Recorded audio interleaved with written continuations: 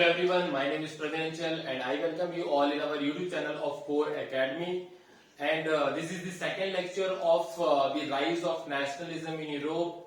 जो हमने last series में पढ़ा था उसी का ये सेकंड पार्ट है और ये टोटल 5 पार्ट में है ये पूरा वीडियो। तो बहुत अच्छे से हम समझते हैं ये सेकंड पार्ट को। लास्ट वाले पार्ट में हमने समझा था कि कैसे फ्रेंच रिवॉल्यूशन हुआ, वहां से एक नेशनलिज्म का आइडिया डेवलप हुआ। पहले मोनार्की सिस्टम था, फिर बाद में डेमोक्रेसी आया, फिर कैसे नेपोलियन ने पूरी डेमोक्रेसी को बंद कर दिया, रोक दिया या फिर उन्हें बोलना चाहिए कि स्टॉप कर दिया। फिर वहां से एक डिक्टेटरशिप स्टार्ट होता है उनका, नेपोलियन का। फिर कैसे उनकी एक्सपेंशन पॉलिसी की वजह से जो है वो बैटल ऑफ वाटरलू हो जाता है जिसमें नेपोलियन की हार होती है और फिर से मोनार्किक सिस्टम फ्रांस में वापस आ जाता है ना। उसके बीच में हमने देखा कि कैसे सोसाइटी का स्ट्रक्चर कैसा था फ्रांस का। एरिस्टोक्रेसी थे, है ना, और पीजेंट्स थे, फिर न्यू मिडिल क्लास भी आते हैं जिनके पास में लिबरलिज्म का एक कॉन्सेप्ट होता है। और उसी लिबरलिज्म के अंडर पे वो ज़ोल्बेरिन वाला टॉपिक भी हमने देखा था और लास्ट में हमने देखा था कंजर्वेटिज्म, है ना। तो इतनी सारी चीजें हमने ऑलरेडी देख ली हैं। अब आगे इस वाले लेक्चर में हम समझेंगे द एज ऑफ रिवॉल्यूशन। तो चलिए स्टार्ट करते हैं द एज ऑफ रिवॉल्यूशन जो कि 1830 से 1848 तक चलेगा। So let's start. तो इसे हम लोग समझने के लिए एक टाइमलाइन का उपयोग करेंगे, यूज करेंगे। So let's first of all draw this timeline. So this is first of all let's write the chapter name, history class 10, history lesson number 1, the rise of nationalism in Europe, the rise of nationalism in Europe, है ना। the rise of nationalism in Europe, इसके अंतर्गत ये जो है part 2 है। This is part number 2, ठीक है, पार्ट नंबर 2। इसमें हम लोग क्या समझेंगे? The age of revolution. क्या समझेंगे? द एज ऑफ रिवॉल्यूशन, है ना। क्यों कहते हैं भाई? क्योंकि इस पूरे पीरियड में बहुत सारे रिवॉल्यूशन हुए थे और इस पूरे पीरियड का जो टाइम पीरियड है वो है 1830 से 48, है ना। From 1830 to 48 this entire period will be there, that is from 1830 to 1848। Okay, अब इस पूरे पीरियड में बहुत सारी चीजें थी जिसे हम लोग एक के बाद एक देखेंगे, तो उसे हम समझेंगे टाइमलाइन चार्ट के माध्यम से, है ना। तो चलिए बनाते हैं एक बहुत ही बेहतरीन सा टाइमलाइन चार्ट।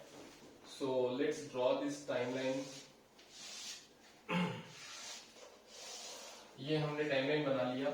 इसमें टोटल हम लोग 7 चीजों के बारे में देखेंगे, तो चलिए इसको एक के बाद एक ड्रॉ कर लेते हैं। 1, है ना, ये है 2, ये है हमारा 3, ये है हमारा 4, 5, 6 और ये 7, है ना। तो ये 7 पार्ट्स में हमने इसे एक्सप्लेन करेंगे। तो जो पहला बहुत ही इंपॉर्टेंट चीज होगा इस 1830 से 1848 के बीच में, तो वो हम एक देश के बारे में बात करेंगे जिसका नाम होगा फ्रांस, है ना। तो फ्रांस देखेंगे कि हर जगह फ्रांस फ्रांस फ्रांस, तो यहाँ भी फ्रांस तो हो गई। दूसरा बहुत ही इंपॉर्टेंट देश के बारे में हम लोग पढ़ेंगे जिसका नाम होगा बेल्जियम, ठीक है, बेल्जियम। पावर शेयरिंग में आपने देखा होगा बेल्जियम, कैपिटल क्या था? ब्राजील, है ना। तो बेल्जियम के बारे में देखेंगे। तीसरा कंट्री हम लोग देखेंगे ग्रीक, ठीक, ग्रीक के बारे में देखेंगे।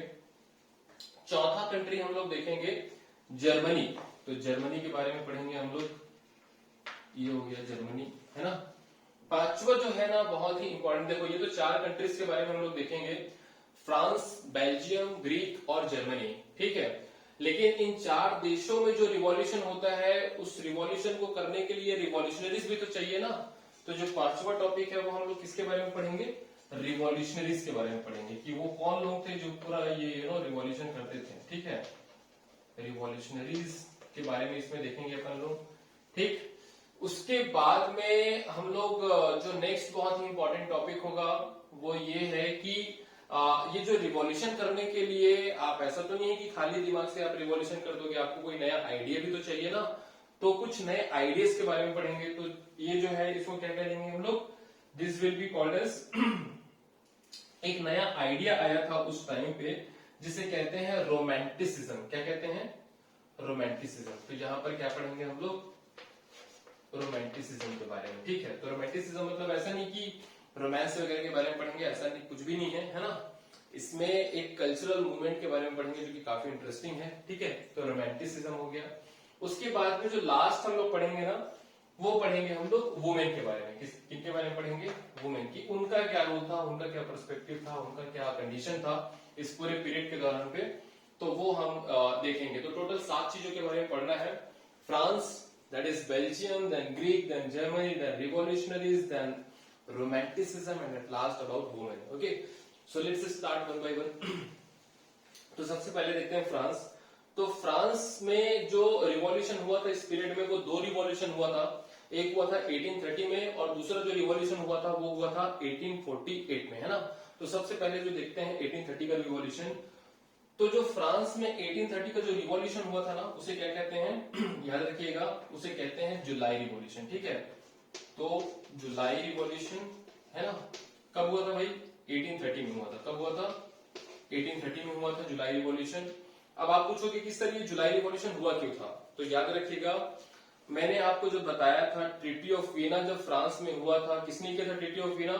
जो जीती हुई कंट्रीज थी बैटल ऑफ वाटरलू में, that is Britain, Russia, Austria, Prussia ने, है ना, फ्रांस के ऊपर कुछ पेनल्टीज लगाई थी।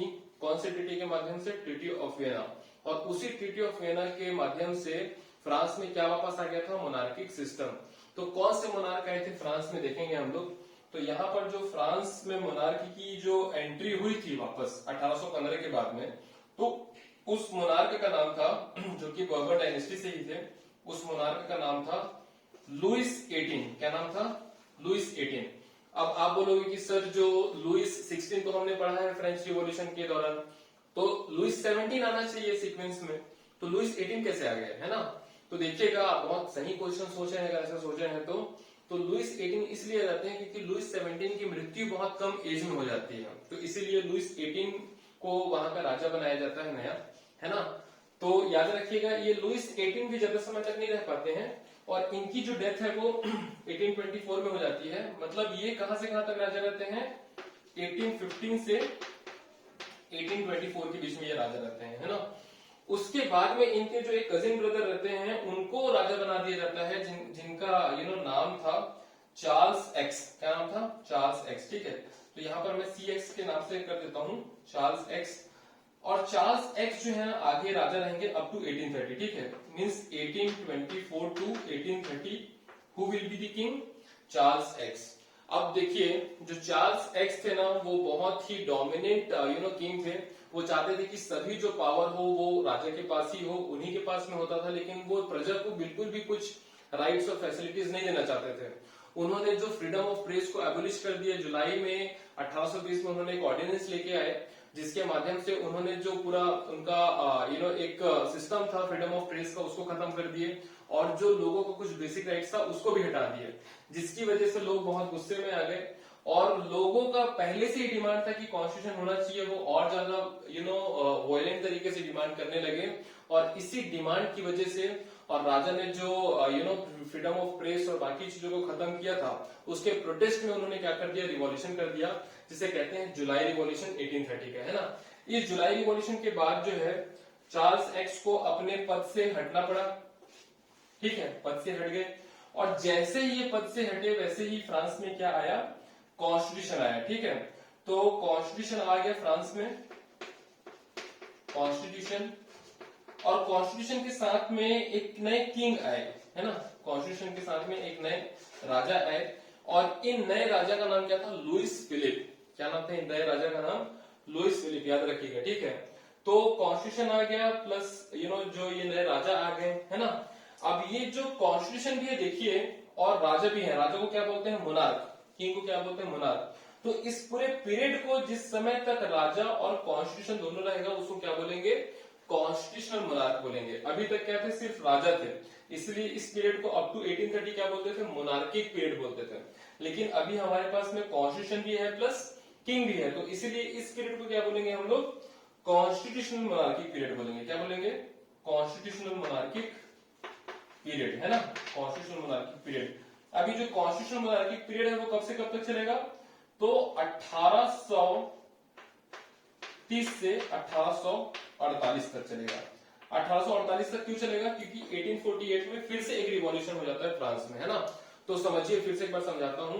1815 से मोनार्किक सिस्टम वापस आया फ्रांस में। 1830 में जुलाई का रिवॉल्यूशन हो जाता है, जिसमें किंग को हटना पड़ता है, फ्रांस में कॉन्स्टिट्यूशन आता है, और उसके साथ में ही एक नया चीज आता है जिसे कहते हैं किंग प्लस कॉन्स्टिट्यूशन का कॉम्बिनेशन, जिसे कहते हैं कॉन्स्टिट्यूशनल मोनार्किक पीरियड।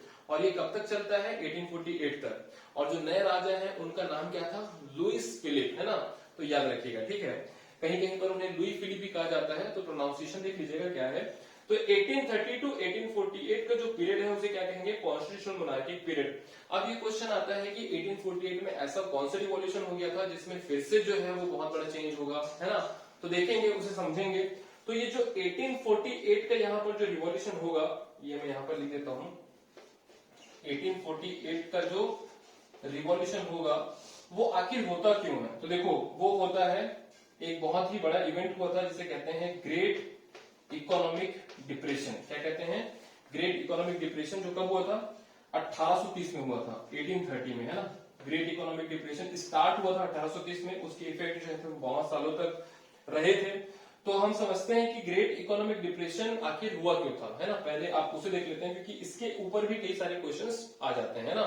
तो देखते हैं ग्रेट इकोनॉमिक डिप्रेशन जो था वो हुआ क्यों था। देखो, उस समय पूरे यूरोप की जो है ना पॉपुलेशन बढ़ रही थी, समझो ना, यूरोप की पूरी पॉपुलेशन जो थी वो बढ़ रही थी। पॉपुलेशन तो बढ़ रहा था, लेकिन उसी रेशियो में जो है ना लोगों को रोजगार नहीं मिल रहा था, जॉब नहीं मिल रहा था, तो अनएम्प्लॉयमेंट भी बढ़ेगा, है ना। पॉपुलेशन भी बढ़ रही थी, अनएम्प्लॉयमेंट भी बढ़ रहा है। तो जो गांव में लोग रह रहे हैं उनके पास जॉब नहीं है, तो वो कहाँ माइग्रेट करेंगे, सिटीज में माइग्रेट करेंगे। तो अगर लोग सिटीज में माइग्रेट करेंगे तो सिटी का भी जो लिविंग कंडीशन है वो खराब हो जाएगा, क्योंकि बैलेंस बिगड़ जाएगा, है ना। तो 3 एंगल समझ में आया। पहला एंगल है कि पॉपुलेशन बहुत बढ़ रहा है, उसकी वजह से अनएम्प्लॉयमेंट बहुत बढ़ रहा है, दूसरा एंगल। तीसरा एंगल क्या है, लोग जो है गांव को छोड़कर कहाँ माइग्रेट कर रहे हैं, सिटीज की ओर माइग्रेट कर रहे हैं, जिसकी वजह से गांवों का जो शहरों का जो बैलेंस है, लिविंग कंडीशन है, वो खराब होने लगेगा। चौथा चीज बोलते हैं ना कि जो सिचुएशन और खराब हो जाना, तो उस चौथे चीज में क्या हुआ था कि जो उस समय का जो प्रोडक्शन था, फार्मिंग प्रोडक्शन या फिर क्रॉप का जो प्रोडक्शन था, फसल की जो उपज थी, वो बहुत ज्यादा खराब हो गई थी। क्यों खराब हो गई थी, क्योंकि कुछ नेचुरल कैलेमिटीज हो चुके थे, कुछ रेनफॉल नहीं हो पाया था उतना अच्छे से। तो इसीलिए जो फार्मिंग प्रोडक्शन था उस साल वो बहुत ही ज्यादा कम था, बहुत ही ज्यादा खराब था। तो एक साइड जो है वो प्रोडक्शन बहुत कम है, दूसरी साइड पॉपुलेशन बहुत ज्यादा है, तो डिमांड बहुत अधिक है ना, ज्यादा पॉपुलेशन का। इस वजह से जो बेसिक फूड आइटम की जो प्राइस है ना वो बहुत ज्यादा बढ़ जाएगी। लोगों के पास में रोजगार नहीं है, रोजगार नहीं होगा तो पैसा नहीं होगा, पैसा नहीं होगा तो चीजों को कहां से खरीदेंगे। दूसरी साइड चीजों की कीमत भी बहुत ज्यादा बढ़ चुकी है। तो इन टोटलिटी में बोल सकता हूं कि दुखों का पहाड़ जो है वो टूट पड़ा था because of great economic depression, है ना। तो ये जो ग्रेट इकोनॉमिक डिप्रेशन यहाँ पर मैं लिख देता हूँ किन किन चीजों से हुआ था ये। देखो, जैसे मैंने बताया कि सबसे पहले पॉपुलेशन, ठीक है, इस पॉपुलेशन की वजह से जो अनएम्प्लॉयमेंट है ना वो बहुत ज्यादा बढ़ गया, ठीक है। इसकी वजह से जो है माइग्रेशन बहुत ज्यादा बढ़ गया सिटी में, और सिटीज में बैलेंस जो है वो बिगड़ गया। दूसरा जो है प्रोडक्शन वो बहुत ज्यादा कम हो गया, जिसकी वजह से जो प्राइस राइज हो गया, है ना, चीजों की जो कीमत थी वो बहुत ज्यादा बढ़ गई, है ना। और इसकी वजह से जो लोग थे उनका जो कंडीशन था वो बहुत बहुत बहुत बहुत ज्यादा खराब हो गया था लोगों का कंडीशन, ठीक है। तो इस तरीके से आप समझ सकते हैं लोग जो थे वो बहुत ज्यादा परेशान थे, दुखी थे इस पूरे ग्रेट इकोनॉमिक डिप्रेशन की वजह से। अब जब भी हमें बहुत ज्यादा दुखी या बहुत ज्यादा हमारा हार्ड टाइम चल रहा हो तो हम अपने लीडर को याद करेंगे ना। मान लीजिए अगर भारत में बहुत डिफिकल्ट टाइम चल रहा हो तो हम सोचेंगे कि मोदी जी कुछ करेंगे। वैसे ही उस समय जो थे जो पर्टिकुलर लोग थे, वहां के सिटीजन्स थे, तो वो यही होप कर रहे थे कि लुइस फिलिप कुछ करेंगे उनके लिए, लेकिन लुइस फिलिप कुछ कर नहीं पाए, जिसकी वजह से लोग सोचने लगे कि ये राजा होकर भी कुछ नहीं कर पा रहे हैं तो इनको राजा क्यों रहने दे। तो इसीलिए उन्होंने 1848 का रिवॉल्यूशन कर दिया और लुइस फिलिप को सत्ता से हटा दिया।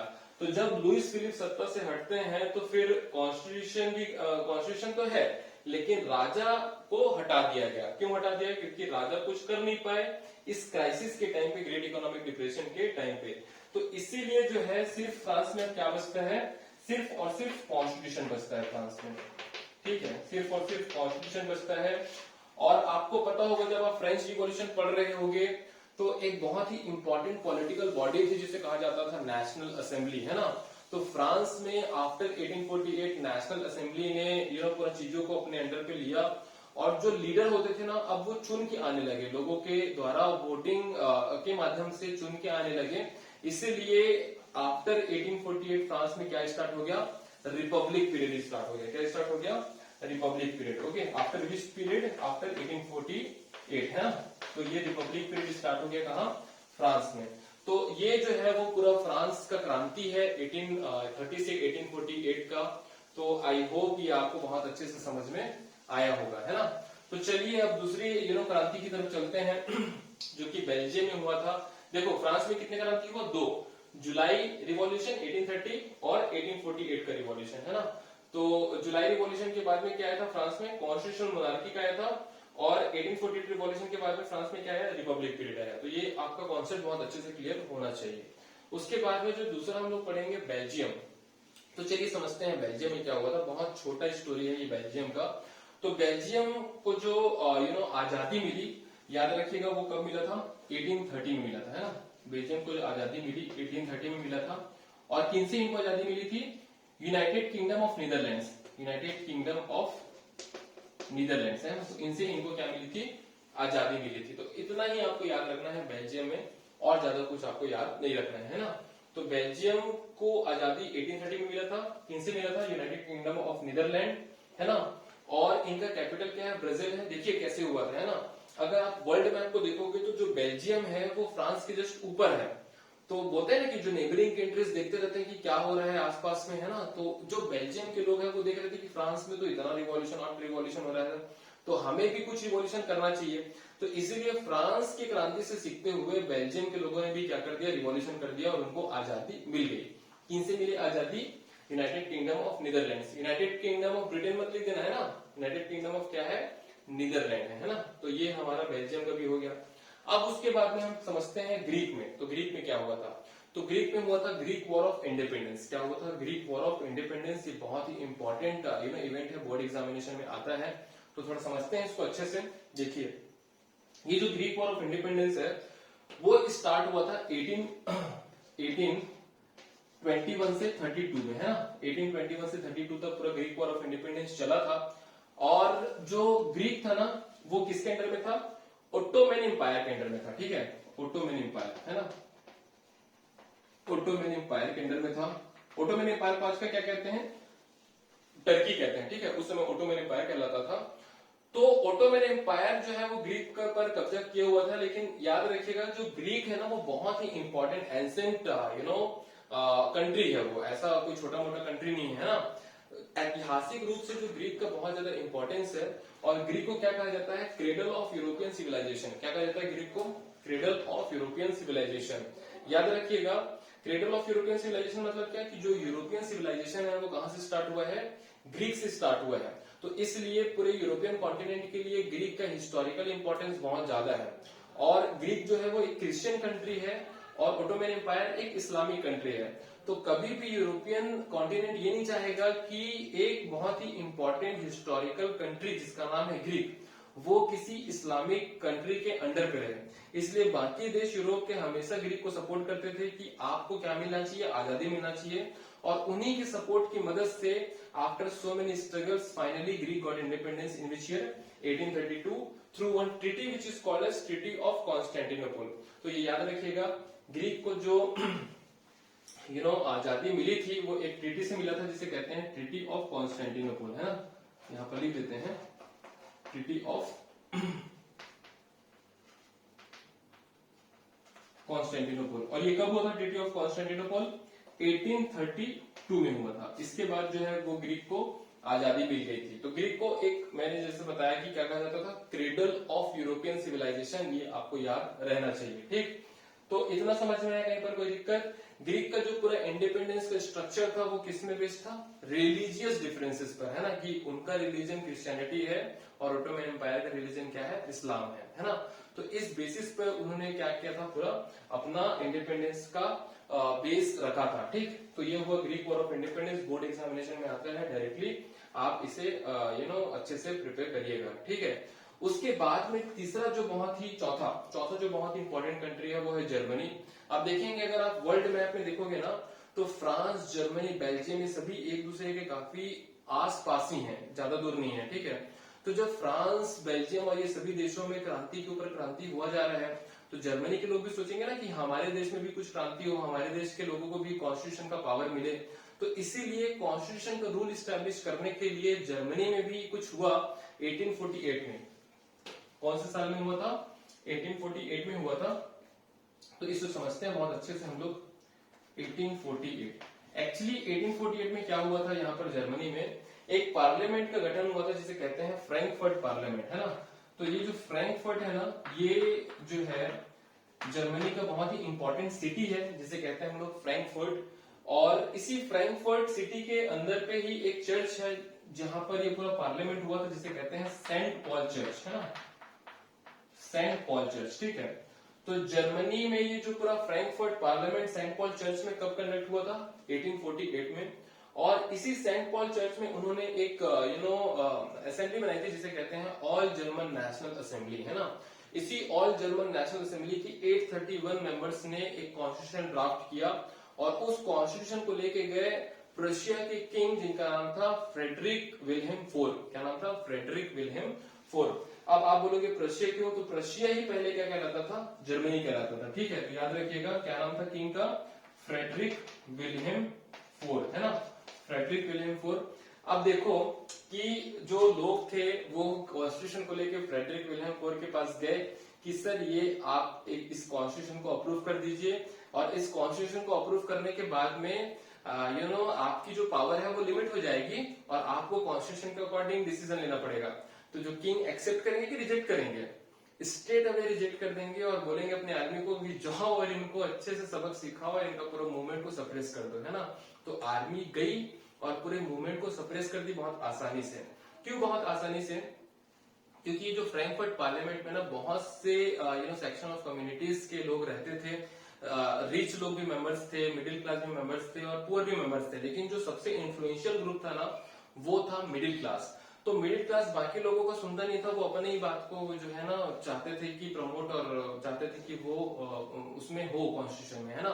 तो इस वजह से उनमें एक यूनिटी भी नहीं बन पा रही थी और उसी लैक ऑफ यूनिटी की वजह से किंग ने अपनी आर्मी की मदद से बहुत आसानी से ये पूरे फ्रैंकफर्ट पार्लियामेंट को सप्रेस कर दिया। तो अगर मैं पूछूं कि ये पूरा फ्रैंकफर्ट पार्लियामेंट सक्सेसफुल था कि अनसक्सेसफुल था, तो आंसर होगा बहुत बड़ा अनसक्सेसफुल था ये पूरा पार्लियामेंट, है ना। बहुत बड़ा तो नहीं बोलेंगे, कुछ आउटकम्स बहुत अच्छे निकले इसमें से, जैसे कि पहली बार जर्मनी में कॉन्स्टिट्यूशन लाने के लिए एक एफर्ट हुआ, एक उन्होंने ट्राई किया, है ना। तो बहुत से अच्छी चीजें भी थी और उसको आगे हम लोग समझेंगे कि कैसे चीजें और बड़ी तरीके से इंप्लीमेंट होते हुए जर्मनी एक देश भी बनता है ना। तब समझेंगे 1871 में, आगे जब हम लोग यूनिफिकेशन का टॉपिक स्टार्ट करेंगे तो। सो आई होप ये पूरा जो जर्मन का पार्लियामेंट था, फ्रैंकफर्ट पार्लियामेंट वाला जो केस स्टडी है वो आपको बहुत अच्छे से समझ में आया होगा। इसमें मैं आपको बता देता हूं, जो बोर्ड एग्जामिनेशन में फ्रैंकफर्ट पार्लियामेंट के ऊपर में डायरेक्ट क्वेश्चंस आते हैं। ये जो ट्रीटी ऑफ कॉन्स्टेंटिनोपल हुआ था ग्रीक में, उसके ऊपर में डायरेक्ट क्वेश्चंस आते हैं, तो ये याद रखिएगा, बहुत ही इंपॉर्टेंट टॉपिक्स है ना। और ये जो फ्रांस के ऊपर तो आता ही है, ठीक है। सो this is all about this countries. अब उसके बाद हम लोग देखते हैं कि इन कंट्रीज में जो रिवॉल्यूशन कर रहे थे वो रिवॉल्यूशनरीज कौन थे। तो वो रिवॉल्यूशनरीज जो थे ना, वो आप ये बताइए कि मोनार्किक सिस्टम को सपोर्ट करते थे कि उनके अगेंस्ट में थे। तो कॉमन सा आंसर है कि मोनार्किक सिस्टम के अगेंस्ट में थे, उनको एक डेमोक्रेटिक रिपब्लिक कंट्री चाहिए था, है ना। तो डेमोक्रेटिक रिपब्लिक कंट्री चाहिए था और मोनार्किक सिस्टम के अगेंस्ट में थे। लेकिन आप देख सकते हैं कि बाकी सभी कंट्रीज में उस समय मोनार्किक सिस्टम ही चल रहा होता था, है ना। तो अगर आप मोनार्किक सिस्टम को अपोज करना चाहते हैं तो आप ओपन तरीके से काम करेंगे कि सीक्रेट तरीके से काम करेंगे, है ना। तो इसका आंसर होगा कि आप सीक्रेट तरीके से काम करेंगे। क्यों करेंगे? क्योंकि अगर आप ओपन तरीके से काम करेंगे तो किंग या तो आपको जेल में डाल देंगे या तो आपको पनिशमेंट देके पूरा काम तमाम कर देंगे, है ना। इसीलिए जो है ये जो रिवॉल्यूशनरीज थे उस पीरियड में सीक्रेट तरीके से काम करते थे, सीक्रेट सोसाइटी फॉर्म करके, है ना। क्या बनाते थे ये? Secret societies. वेरी गुड, है ना, सीक्रेट सोसाइटीज बना लिए। अब सीक्रेट सोसाइटी में जो मेंबर्स थे ना वो कौन थे? जो यंग लिबरल माइंडेड पीपल थे, जो रिवॉल्यूशनरीज थे, वो इनके मेंबर हुआ करते थे सीक्रेट सोसाइटीज के। और उन्हीं में से जो सबसे फेमस एक रिवॉल्यूशनरी के बारे में बता रहा हूँ, जिनका नाम था गुजिपी मैज़ेनी। क्या नाम था? गुजिपी मैज़ेनी। और ये गुजिपी मैज़ेनी कहाँ के थे? ये थे इटली के। कहाँ के थे? इटली के थे ये। और इन्हें कहा जाता है सोल ऑफ इटली, है ना। ये बहुत ही बड़े रिवॉल्यूशनरी माने जाते हैं पूरी दुनिया में। और इन्होंने कई सारे सीक्रेट सोसाइटी खुद बनाया और एक खुद भी सीक्रेट सोसाइटी के मेंबर थे। जिन सीक्रेट सोसाइटी के मेंबर थे उनका नाम था कार्बोनरी, है ना। तो ये कार्बोनरी सीक्रेट सोसाइटी के मेंबर थे।